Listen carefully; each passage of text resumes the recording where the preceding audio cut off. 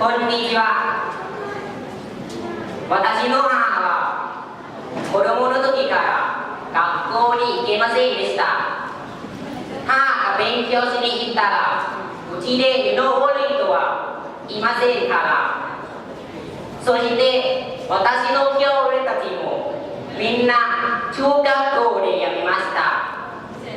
母を叱う人はいませんから。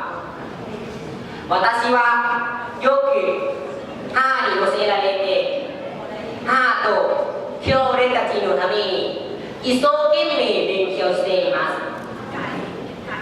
母の苦労や忍耐、頑張りを見習って私も頑張ります。私の頑張るきっかけは私の母です。どうもありがとうございました。